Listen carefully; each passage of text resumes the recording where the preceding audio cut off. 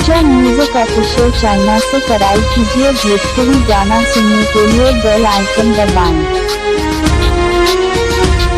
Presented by Aditya Recording Studio, Machhagar, Gopalganj, Shams Jamil।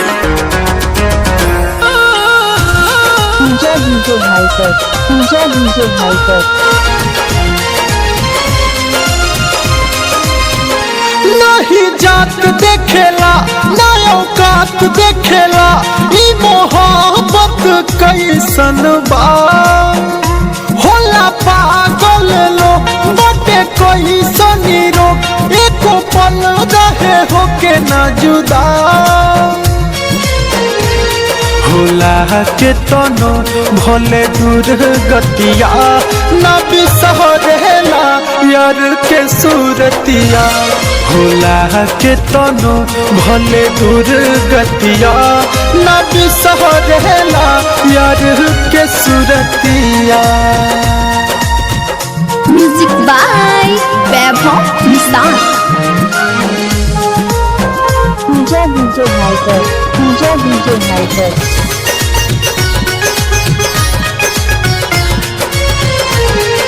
Pooja DJ भाई पर कि मुहावा आई एको ही नामावा सुनो हो दिन रात रोटेला चाहे बने जमाना दुश्मन तब हो नहीं पीछा हटेला।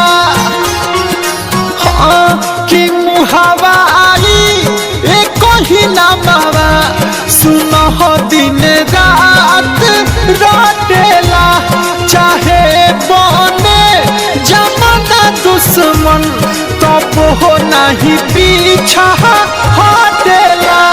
कि किनलो से किनहलाना चाहे दे तके तनो हो दौलतिया भले होला सुना दूर गतिया ना बिसरेला यार के सूरतिया।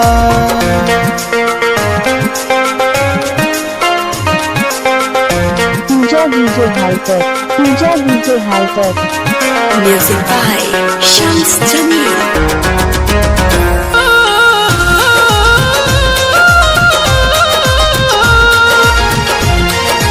पूजा डीजे भाई पर हम बस जाला सुना के हूँ कि जब ही दिल के भी दरिया हो ना भूखिया पियसिया लागेला आवे है ना कुछ ना जरिया हो।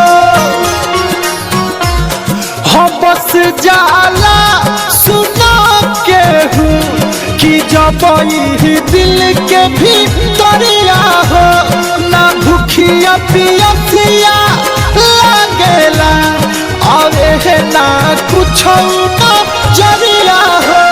मनोज से सोना दीपक कहे कि केतना कही प्यार के बतिया होला के तनो भले दूर गतिया ना बिसरेला यार के सूरतिया।